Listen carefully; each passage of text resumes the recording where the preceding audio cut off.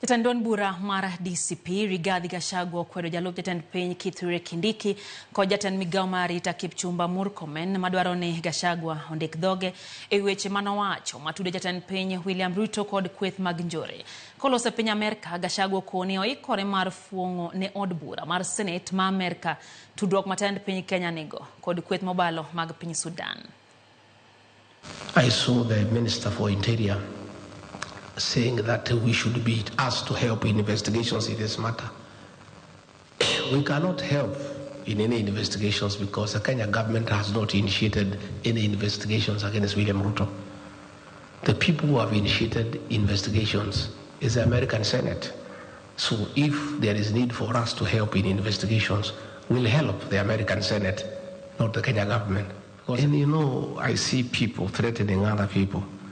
I've seen that fellow called Soprano issuing a lot of threats every day. Oh, mimi ni fire, mimi ni noma. Oh, don't push me around. I want to tell Soprano to take time to read Wallace Soyinka.